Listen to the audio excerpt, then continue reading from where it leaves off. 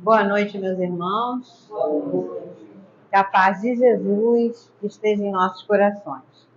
Estamos mais uma vez reunidos, né, para estudarmos o Evangelho de Jesus.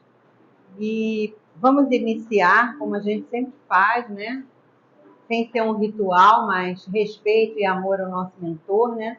Então nós vamos cantar, né, a canção que foi feita para ele com muito carinho. Ricardo não está aqui, hoje é só com você. Vamos, Cláudio. E vocês?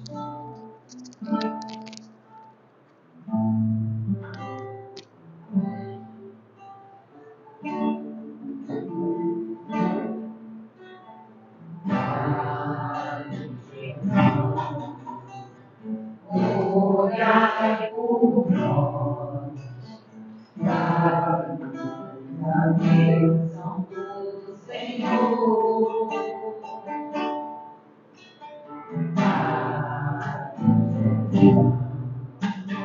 Orai por nós, o caminho do amor. Espírito simples, mas o perfeito, sempre pronto pra nos amparar. Espírito vivo e fundamental, mas em seu amor é imortal. Nosso Seade é uma dádiva de luz, e caridade sempre em nome de Jesus. Pai humano, nosso mentor, fonte de ternura e de amor. Pai humano, nosso mentor, fonte de ternura e de amor.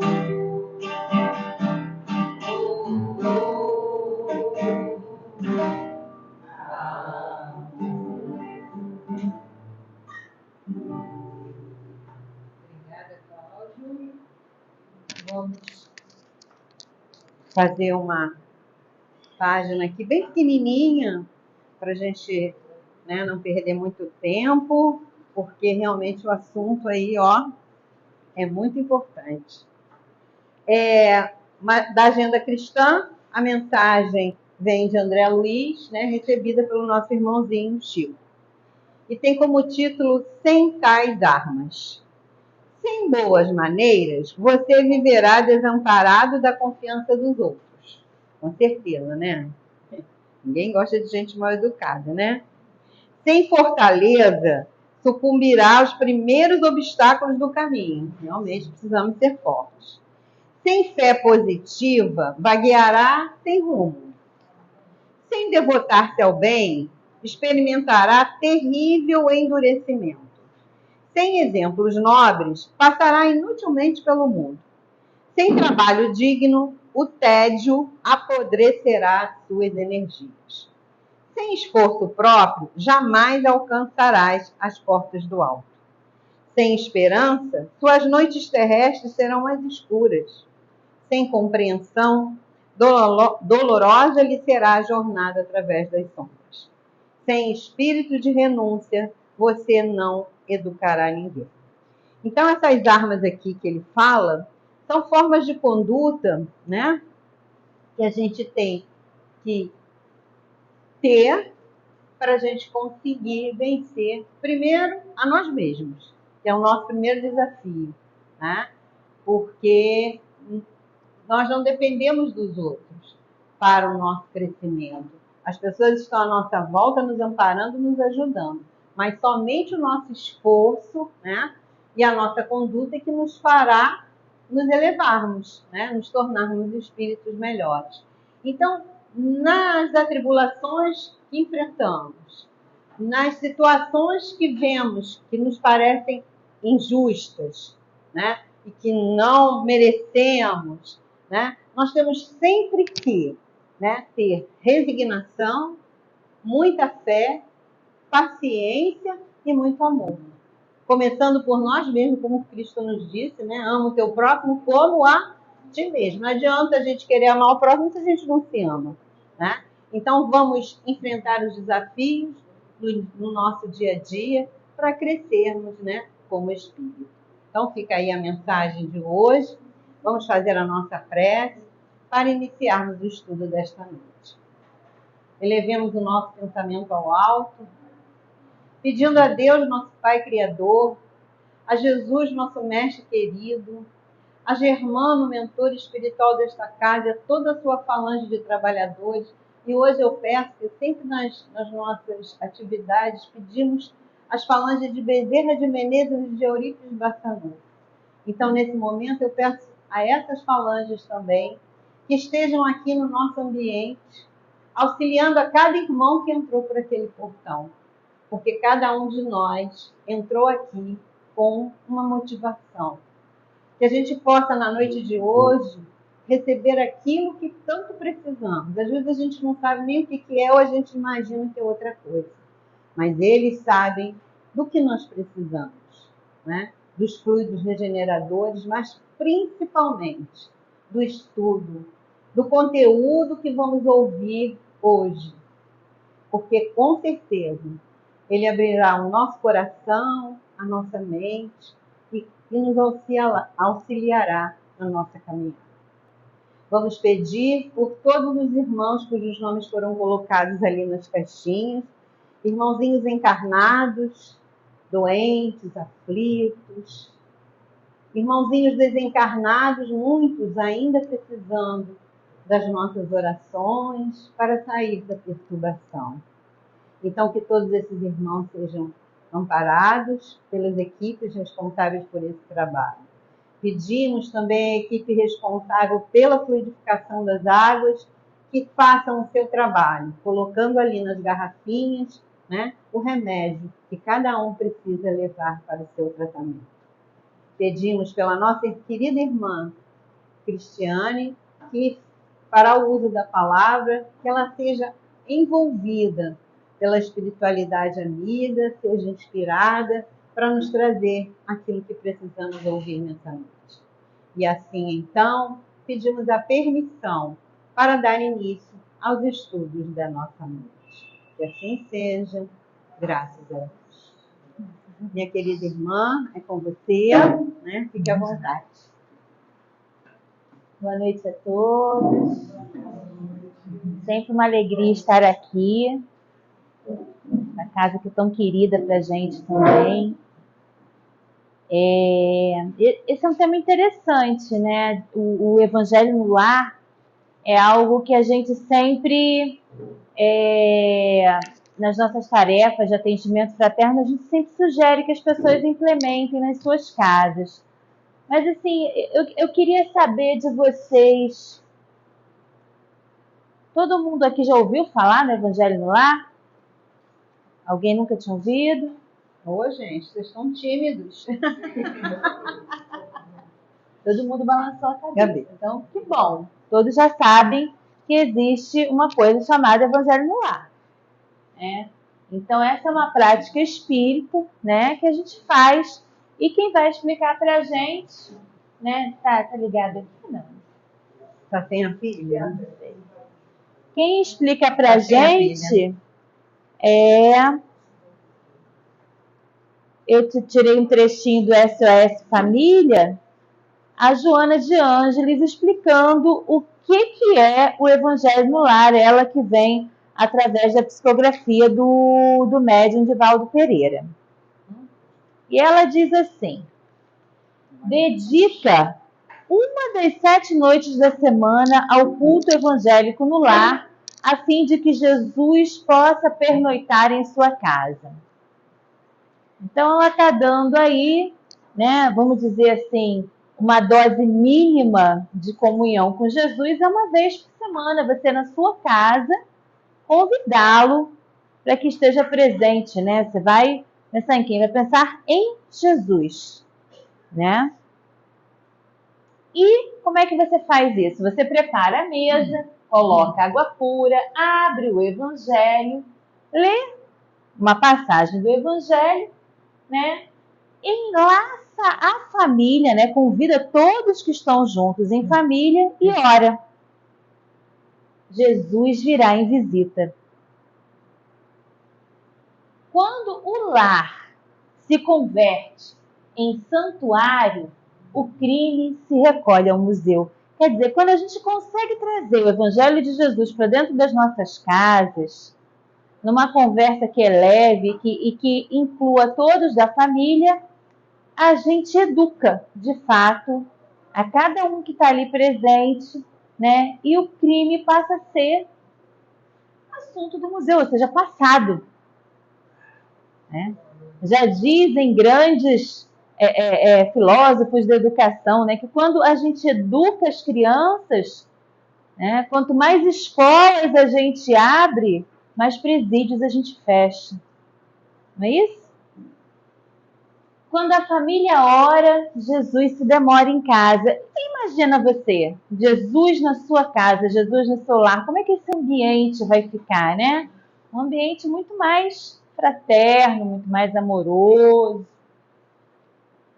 Quando os corações se unem nos liames da fé, o equilíbrio oferta bênçãos de consolo e a saúde derrama vinho de paz para todos.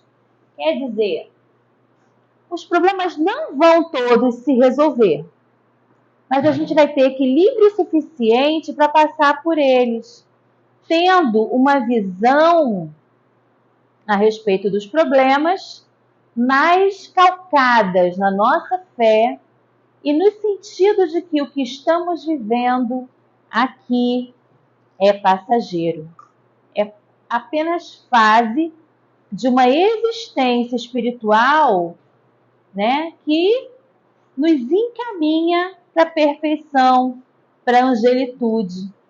Né?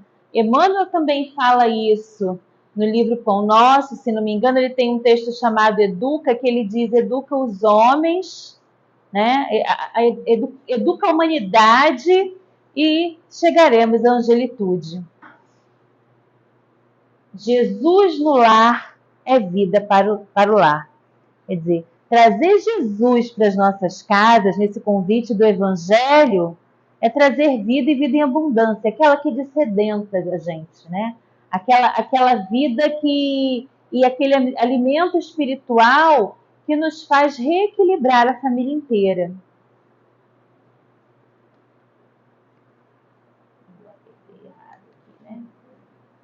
Não aguardes que o mundo te leve à certeza do bem invariável. O mundo não vai te trazer a certeza de que vai ficar tudo bem. Principalmente se você vê o jornal. Né? 5 minutos de jornal e você se desequilibra. Certo? Então, como é que a gente faz para se reequilibrar, apesar de todos os problemas, da crise financeira, né, dos horrores que a gente ouve por aí? Distende da tua casa. A tua casa vai ser o foco. A sua casa vai ser o foco dessa luz do Evangelho para esse mundo que está atormentado. Então, a gente buscando o vínculo de Jesus nos nossos lares, é a gente que passa a oferecer possibilidades de transformar o mundo. Quando uma família ora em casa reunida nas blandícias do Evangelho, toda a rua recebe o benefício da comunhão com o alto. Os Espíritos descrevem isso, né, no livro, por exemplo, no livro Os Mensageiros. A coleção dos livros da vida no mundo espiritual, a coleção de livros que André Luiz traz através de Chico e do Valdo Vieira em alguns desses volumes, eles nos descrevem o que acontece numa casa aonde ocorre o Evangelho no lar. A casa é iluminada, com uma luz diferente, a casa é protegida, né? Se você não mora em casa, mora em apartamento, também é diferente. Olha aí, ó. Se alguém no edifício de apartamentos alça aos céus a prece da comunhão em família, todo o edifício se beneficia qual lâmpada ignorada acesa na ventania. Quer dizer, você não sabe de onde vem aquela claridade. Mas não é uma claridade de vela que se apaga com a ventania, não. É uma claridade que realmente favorece, clareia o caminho. Quer dizer, quando você mantém o hábito da prece, quando a oração se faz presente como rotina na sua casa, através do culto do Evangelho, quer dizer, através do conhecimento da vida de Jesus, isso vai iluminar não só a sua família, mas isso vai espargir luz e benefício na vizinhança inteira. E aí Joana continua: não te afastes da linha direcional do Evangelho entre os teus familiares. O que acontece? Normalmente a gente percebe isso.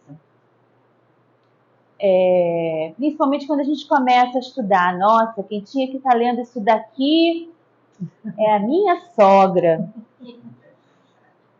É o meu vizinho. Era o meu filho. E aí a gente começa, né, a direcionar. A gente esquece que essa leitura, principalmente, é para nós. Por que a Cristiane foi estudar o Evangelho no Lar? Porque eu preciso lembrar que o Evangelho no Lar é necessário e que eu tenho que ter a disciplina de fazê-lo. Isso é necessário para mim, isso é necessário para cada um de nós. E essa direção que o Evangelho nos dá, essa orientação, esse norte, como alguns costumam dizer, é isso que vai dar para cada um de nós a diretriz do comportamento dentro da casa da gente, em família, no trabalho, né?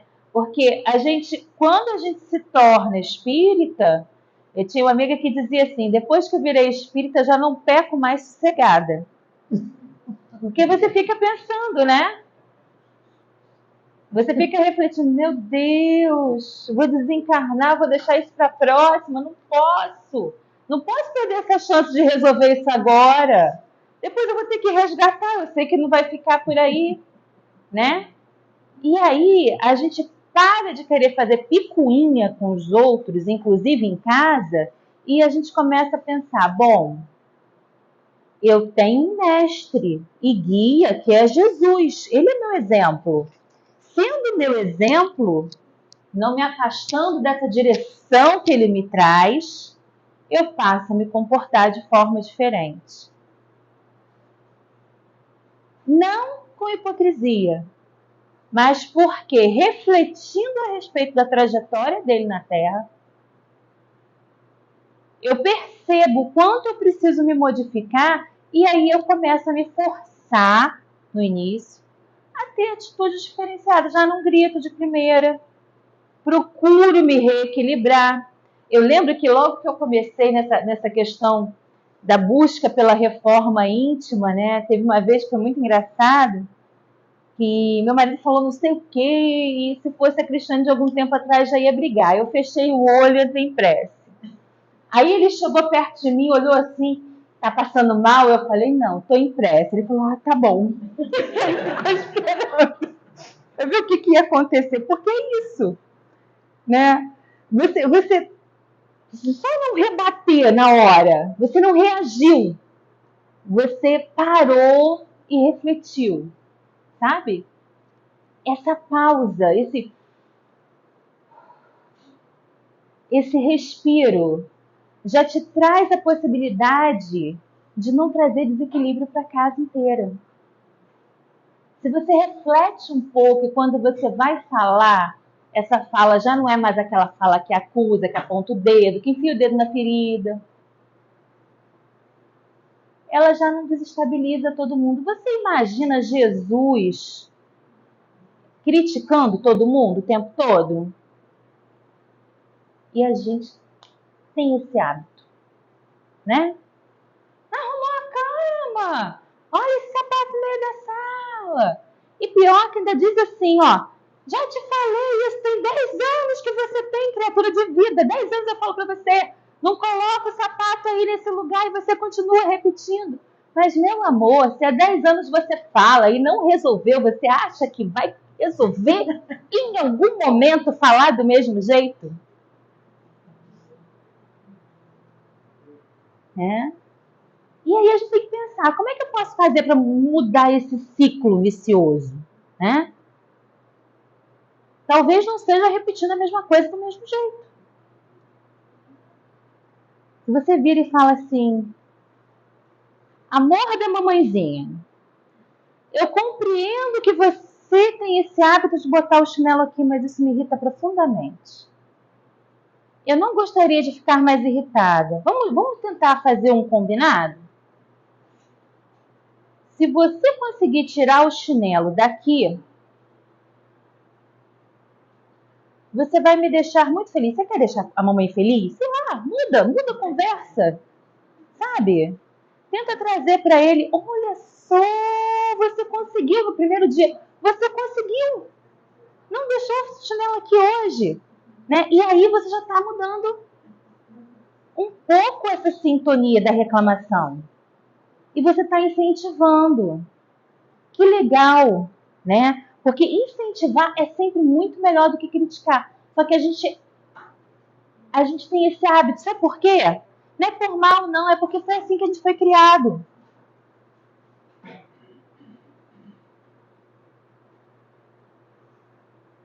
E só tem uma forma, né, da gente fazer isso diferente. É se policiando para quebrar esse ciclo. Porque senão, ciclo após ciclo, geração após geração, a gente continua fazendo a mesma coisa. A gente se repete. Bobeou tá você falando aí. Exatamente como seu pai falava com você. E era uma coisa que você sabia que incomodava.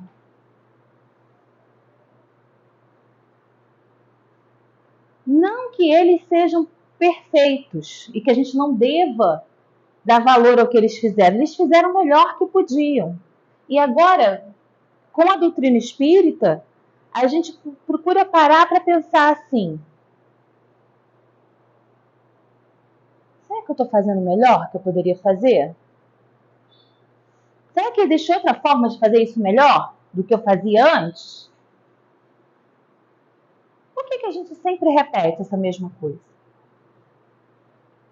É algo que a gente faz quando a gente consegue conversar em família, sem se criticar. Porque, gente, evangelho no lar não é momento para tacar pedra no outro.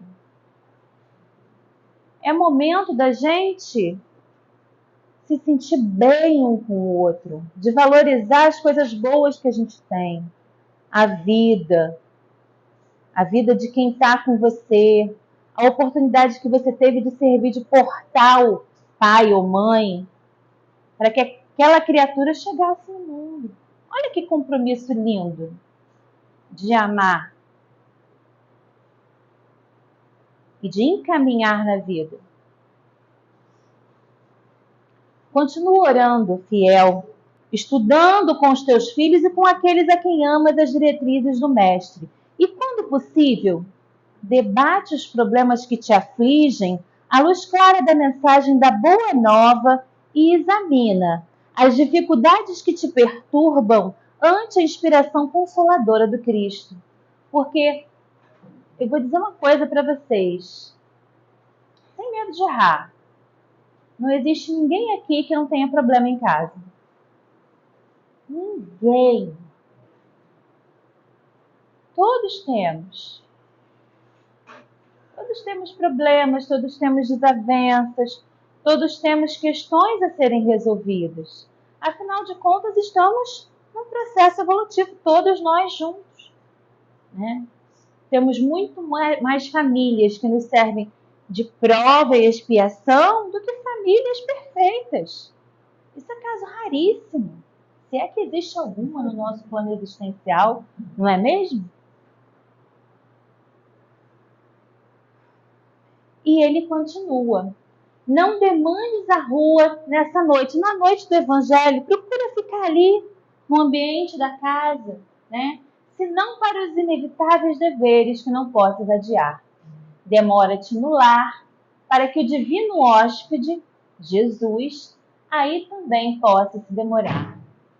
E quando as luzes se apagarem à hora do repouso, ora mais uma vez, comungando com ele, como ele procura fazer conosco, a fim de que, ligado a ti, possas em casa, uma vez por semana, em 7 noites, ter Jesus contigo.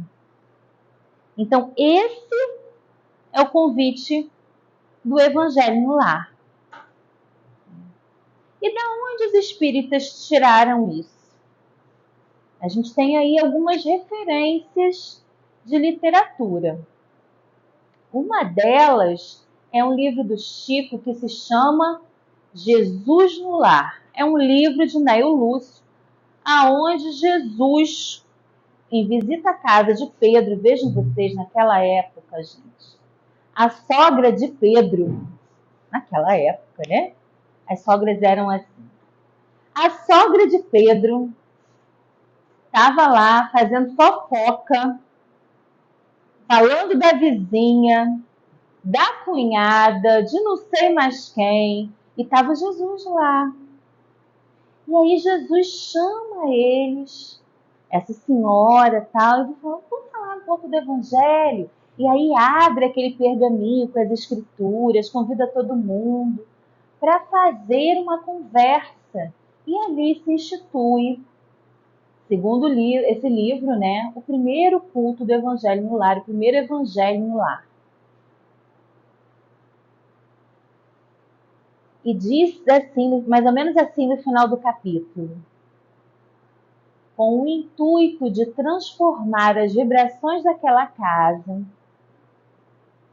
Jesus os chama para que em torno da palavra possam refletir e transformar a ambiência e os sentimentos de cada um naquele momento. Ou seja, na época de Jesus o pessoal não era muito equilibrado, não. Não sei se hoje a gente já consegue tamanho equilíbrio. Confesso para vocês que lá em casa não é tão tranquilo assim. Então, se não fosse o Evangelho, eu não sei como é que seria. Vocês sabem que a gente tem essa série de livros que eu falei da vida no mundo espiritual, que começa com o livro Nosso Lar. Vocês já devem ter visto, Nosso Lar, que virou filme. E vai ter Nosso Lar 2, que é baseado nesse livro aqui. Então é Nosso Lar 2, Os Mensageiros, né? Que é o segundo livro da série. E nesse segundo livro da série, vem André Luiz com o mentor, e eles vão chegando à crosta terrestre para fazer alguns estudos, visitar algumas famílias, e chegam numa casa, que é a casa da Dona Isabel, aonde eles tinham o hábito do culto doméstico, ou seja, eles se reuniam num lugar para falar do Evangelho no lar. E já vendo a casa de longe, o André Luiz vai descrever que a luminosidade da casa era diferente. Que eles não conseguem adentrar o espaço daquela casa sem bater a porta. Espírito não precisa bater a porta, né, gente, para entrar. Teoricamente, né, as paredes não são empecilho, nem as portas. Mas num lugar assim equilibrado, parece que como uma redoma envolve a casa e eles pedem autorização para entrar naquela casa. E aí, esse capítulo 35 vai descrever um pouco do que acontece nesse Evangelho no lar. Dona Isabel pediu à filha mais velha lesse uma página instrutiva, assim como a gente fez aqui com a Agenda Cristã.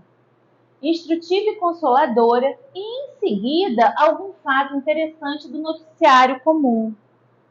Dona Isabel era uma viúva que tinha, se não me engano, uns 6 filhos. A quantidade de filhos é irrelevante para a questão que a gente vai tratar. O que é interessante a gente pensar é que a Dona Isabel lê a página de base doutrinária E depois ela pega um fato do noticiário. Uma notícia. Está falando da vida, do dia a dia. Problema, sabe? Aumentou o preço da gasolina. E o que isso vai impactar na nossa vida? Eles estavam discutindo em família as notícias. Uma notícia, um trecho de uma página instrutiva e depois as notícias. Por que isso é tão importante? Porque é importante a gente pensar que sentar-se à mesa com a família para fazer o evangelho no lar é trazer o evangelho para a nossa vida de relação. É tirar ele da casa espírita e falar assim, não, o evangelho serve para eu viver e não para eu ir lá fora de casa, visitar um lugar, ficar lá 1 hora e depois esquecer até semana que vem. Não, ele é para a minha vida. É para eu entender o que está acontecendo no mundo. E para eu me blindar da desesperança que acontece no mundo também. Porque essa notícia que a menina leu não era uma notícia tão boa assim, não. Joaninha entendeu, lendo um pequeno capítulo de um livro doutrinário sobre a irreflexão. Olha só, ela estava falando sobre a irreflexão. O que é irreflexão? É o fato da pessoa não ponderar, não pensar a respeito dos problemas. E um episódio triste de Jornal Leigo. Jornal Leigo é aquele jornal de papel que eles liam na época. Esse livro aí da década de 40, 50, né? Então, ainda era um hábito a compra de jornal. E essa notícia contava a respeito de um suicídio. Quer dizer, algo que é bastante doloroso e bastante difícil para se falar em família, principalmente com jovens e crianças. Mas a gente deve falar disso em família? Criança sofre? Né? Então, por que não falar da vida? O fato de que essas coisas estão acontecendo e acontecendo cada vez mais e dar espaço para que os nossos filhos e filhas possam comentar a respeito das dores que sentem é um momento fabuloso para que a gente possa fazer no Evangelho no Lar. Em seguida, Dona Isabel leu um versículo do Novo Testamento. Vejam que Dona Isabel, ela não tinha consigo o Evangelho segundo o Espiritismo. O que ela tinha? A Bíblia. E o que ela leu? Um capítulo inteiro de um livro? Não.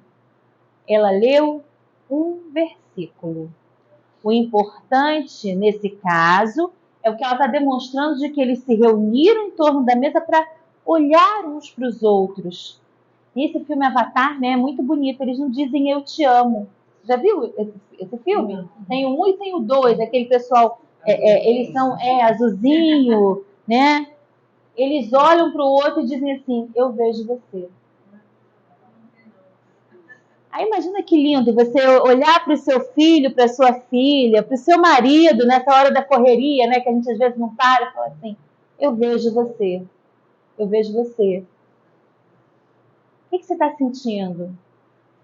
Né? Como é que você está? Como é que foi na escola hoje? Está com dificuldade em alguma matéria? Não deixa para ele chegar lá com a nota vermelha, não.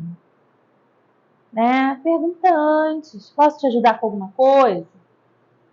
E aí vai se aproximando, vai se aconchegando um com o outro.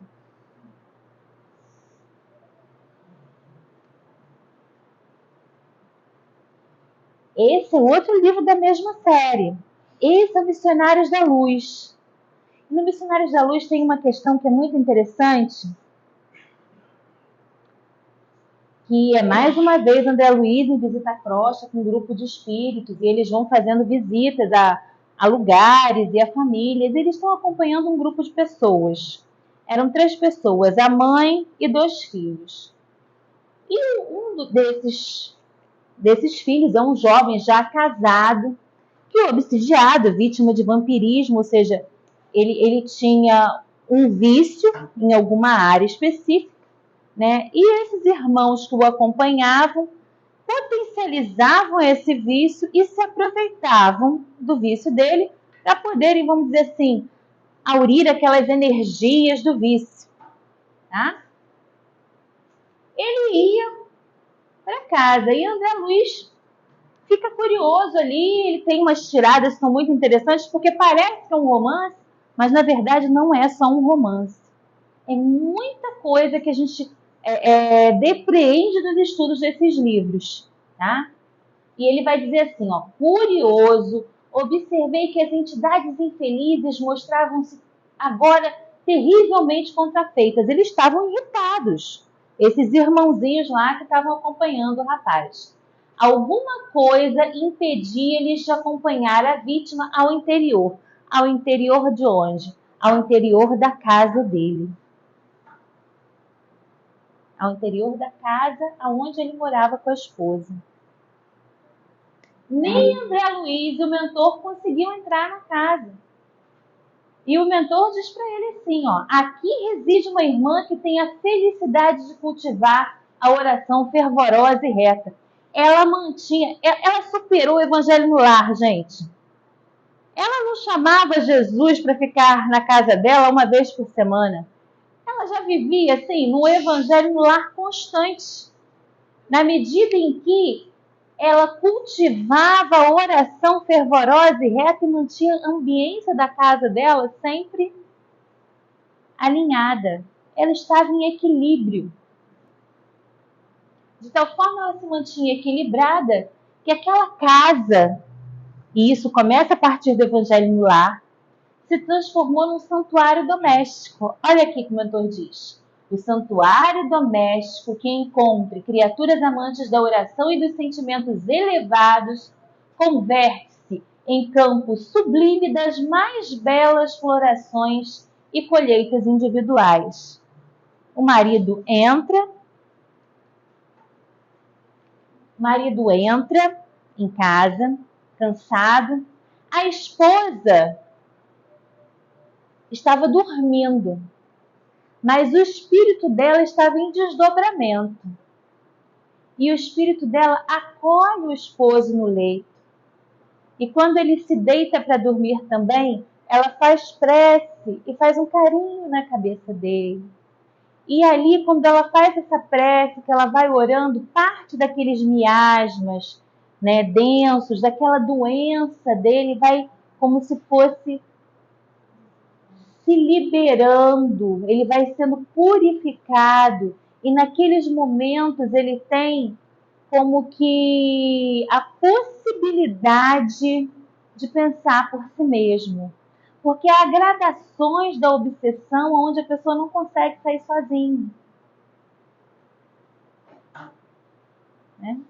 Além de você ter, por exemplo, um vício, você ainda tem essa ligação que potencializa esse vício. O alcoolismo, por exemplo.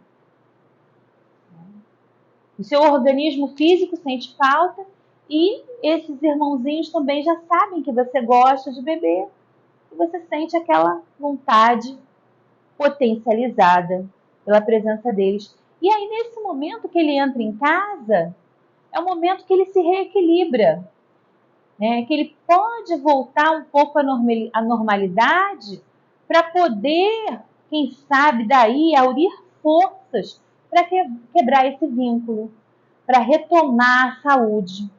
Por isso esse evangelho no lar é tão importante. E aqui estão alguns exemplos de livros que são interessantes para a gente fazer o evangelho no lar. Esse aqui é o Boa Nova. O Boa Nova é um livro muito simples até, gostoso de ler, né? Fala de passagens da vida de Jesus. O Jesus no Lar foi o que eu citei antes, que conta a história do Evangelho no Lar no primeiro capítulo, né, na casa do Pedro. Esse Primícias do Reino aqui da Amélia Rodrigues também é lindíssimo. A Amélia Rodrigues tem um jeito mais rebuscado de escrever, né? quando ela escreve, ela parece que ela está fazendo assim uma pintura, né? E às vezes a gente precisa do dicionário ali do lado para entender algumas palavras. E como a Dona Isabel fez, você também pode fazer com a Bíblia. São várias as possibilidades, né? Então você não precisa fazer só com o Evangelho segundo o Espiritismo se você não tiver o Evangelho em casa. Jovem que acha fazer o Evangelho no lar chato, né? E aí tem essa dica aqui, que é um canal do CERJ, é o Evangelho com Jovem Espírita no Lar, tá toda terça-feira, 9 horas da noite, é uma dica. E você também pode pensar em livros mais adequados. O Adeilson Salles é o único que eu conheço, tá? Escritor espírita para jovens, para adolescentes. Então, assim, está na faixa dos 11, 12 anos, por aí, até uns 16. O livro do Adeilson Salles é bem legal. Eu acho que vai interessar mais do que um livro mais pesado, com uma linguagem mais antiquada, né? Que talvez ele vá conseguir ler melhor quando ele estiver mais velho. Então, o Evangelho segundo um adolescente é um livro que você imaginar, e se Jesus nascesse hoje na favela, como é que seria? Como é que ele seria tratado? Esse Meu Primeiro Amor é uma menina que engravida na adolescência. Então, assim, você falar da responsabilidade, né? O jovem está aí e acaba se perdendo. O que você pode trazer para ele, para vocês poderem conversar sobre isso? É um bom livro. E Paulo Estevam, acho que dispensa apresentações, é um livro espírita maravilhoso, só que a psicografia do Chico pelo Espírito Emmanuel é um livro deste tamanho, né, que eu acho que nem todo mundo tem fôlego para ler, e aí o Adeilson traz um livro mais fininho, que dá para despertar esse gosto na leitura. Então, eu acho que assim, ele é uma referência fantástica. Quem nunca assistiu nenhum estudo dele, eu sugiro. Uma doçura de pessoa. É maravilhoso. Ele tem vários livros publicados, tanto para criança quanto para adolescente. Mas eu acho que não tem outro que faça literatura direcionada para esse público dentro da doutrina espírita. E como é que você faz com criança? Criança é coisinha assim, né? Não para quieto. Para não. Parece que tem a bateria assim, 220. Né? Bom, você pode levar um lanche para a mesa. Gente, os espíritos não vão reclamar se você levar um lanche. Papelzinho para pintar, para colorir. Você está ali fazendo evangelho, seu filho está do seu lado colorindo. Deixa ele colorir. Boneca. Bota a boneca em cima da mesa e fala para ele, então, o que você aprendeu na evangelização? Vamos, agora você que é evangelizador, ensina para a boneca. Faz o evangelho para criança. Lembra que a gente leu lá que a Joana falou? É para criança, nesse momento. É para educar, não é para ser chato.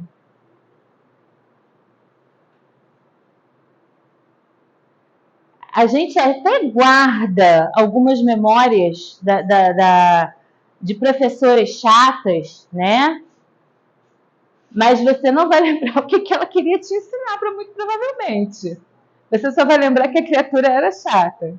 Então, assim, não é uma lembrança legal se o evangelho no lar for chato. Você não está evangelizando a criança? E não é esse o intuito? Faça o seu evangelho separado.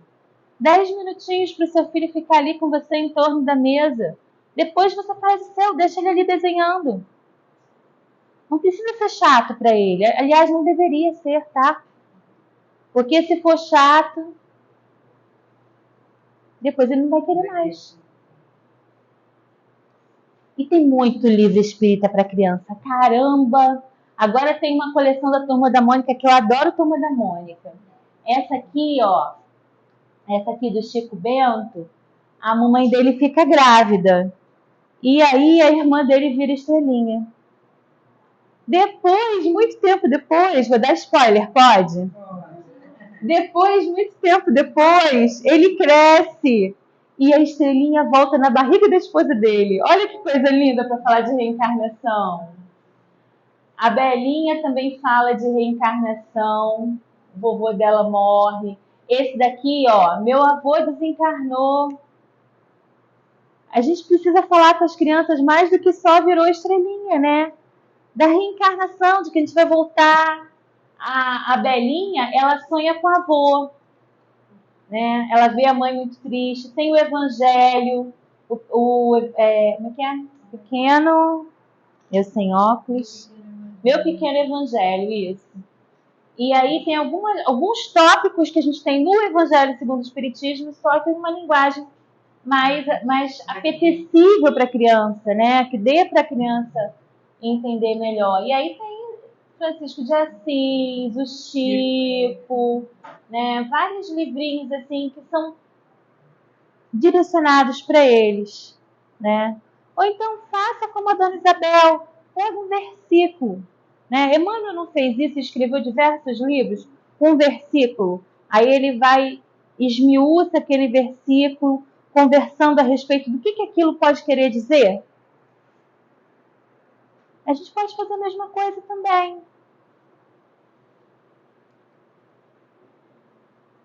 Aí rola um medo, né? Tem aquele filme, né, O Sexto Sentido, que o garotinho fala que vê gente morta, né? E, gente, mas eu vou fazer esse negócio na minha casa, vai dar ruim. Vai dar ruim porque eu vou ver gente morta. A primeira coisa que eu queria te dizer é que eu nunca vi, assim, gente morta, porque os espíritos estão muito vivos, né? E, na verdade, se você souber fazer o evangelho no lar direito, você vai proteger a sua casa. A sua casa vai ficar resguardada. Mas como é que é fazer direito, Cristiane? Qual é o diferencial nisso daí? O diferencial é o seguinte. Vocês lembram que a Dona Isabel, lá no Evangelho da Dona Isabel, a filha dela leu uma notícia a respeito de uma pessoa que tinha cometido suicídio? É uma coisa pesada, né? E se você tem algum parente que desencarnou e você não está bem, que você acha que a pessoa não está bem também, e na hora do evangelho no lar, você lembra dessa pessoa, eu posso rezar por quem já desencarnou na minha casa? Depende. Depende de como você vai fazer isso. Se você ficar pensando na pessoa, no quanto a pessoa está sofrendo, no quanto você está sofrendo porque essa pessoa está sofrendo, você vai criar um vínculo e vai fazer uma evocação. Você está chamando este sofrimento e a pessoa para si. Agora, lembra quem você está convidando para sua casa na hora do evangelho? Quem é? Jesus. Jesus. Eu estava até conversando com a colega aqui antes de começar. Jesus, Bezerra de Menezes, Padre Germano, né? Eurípides de Barçanufo, querido do meu coração. Seu anjo da guarda. Foca em alguém que tenha condições de ajudar a sua casa e de ajudar quem partiu. Esse é o foco da prece. Então, cuidado na hora da prece. Deseje que a pessoa receba da espiritualidade superior aquilo que você talvez não tenha condição de dar. Para que ele se asserene, para que ele seja medicado, para que ele seja cuidado, para que ele seja amparado. E aí você faz um vínculo diferente. O vínculo primeiro é com essa pessoa, com esse irmão, com Jesus, com esse mentor que tem condições de ajudar aquele que está em sofrimento. A diferença é clara. Senão você se perde. Então é dessa forma que você se cuida e se protege. Tá? E muita gente pergunta, pode ter manifestação mediúnica? Não, porque a minha tia, ela é médium, né? Ela é médium de não sei do que, e na hora do evangelho baixou um negócio, ela não pode. Não é para acontecer isso. Ah, mas ela passa mal. Você fala para ela que não é para ela deixar vir. Porque em matéria de mediunidade, a regra é clara. Não sou o Galvão Bueno, mas a regra é clara. Meu corpo, minhas regras. Não é não.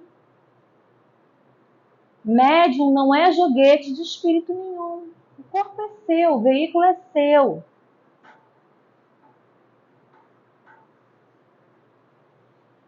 Atender espírito sofredor é na casa espírita. Né? Aí tem aqui a imagem do centro cirúrgico, luz especial, luva, aparato. Lá a gente tem um aparato necessário. Como é que a gente faz lá no Miguel? A gente está fazendo o que a gente chama de desobsessão ou corrente fraterna. Lá a gente chama de corrente fraterna. É uma reunião fechada. Está acontecendo lá na casa espírita. Nesse momento, na sua casa, você pode fazer o evangelho no lar. E aí você vai sintonizar com quem? Com os mentores da casa de Miguel, para que eles possam acolher esses irmãos que estão em necessidade, para que eles possam ser encaminhados para um lugar onde eles possam ser tratados. E esse lugar não é a sua casa. Não é a sua casa. Porque senão, quem é que vai ficar passando mal? Você. Dessa forma, essas são questões que muitas vezes as pessoas trazem. A gente consegue focar no que é primordial. O Evangelho no Lar tem a finalidade que é apaziguar a nossa casa. Não é transformar a nossa casa no centro espírita. Tá? O Evangelho no Lar pode ser feito mais de uma vez por semana? Uma vez por semana é o mínimo, gente. É o mínimo, do mínimo, do mínimo. Eu lembro que assim, eu passei algumas situações com meu filho, que meu filho tinha terror noturno quando era pequenininho. Não sei se você sabe, terror noturno, a criança acorda gritando, se debatendo. E aí eu lia para ele toda noite antes de dormir. Não fazia aquele evangelho à mesa só, mas toda noite antes de dormir eu lia uma historinha, um cunho religioso, fazia uma prece. Ele gostava de massagem no pé, fazia massagem no pé até que pegar no sono. E aí, assim, junto com a corrente fraterna que acontecia na casa espírita, era todo dia, até pararem os pesadelos. Melhorou bastante. Naquela época foi, assim, primordial pra gente. Tem gente que faz 3 vezes por dia. Tem gente que não faz culto do Evangelho no Lar mais de uma vez por semana. Mas estuda outros livros. Né? Então, assim, se você sentir necessidade, não está bem, está desequilibrado, faça mais vezes, não tem problema. E aí tem essa travinha que eu acho muito bonitinha, que é da Meimei, que é mais o espírito que escreve pelas mãos do Chico. E ela diz, pelo menos uma vez por semana, convide Jesus para entrar dentro da sua casa, fazendo evangelho no lar. Protege a sua casa, cuida da sua família, né? E que a gente possa sempre se irmanar assim, tendo Jesus como mentor e guia. Muito obrigada. Obrigada a vocês. Bem, meus irmãos que estão assistindo pelo YouTube, né? Encerramos aqui o nosso estudo e que os lares de vocês sejam abençoados por Jesus.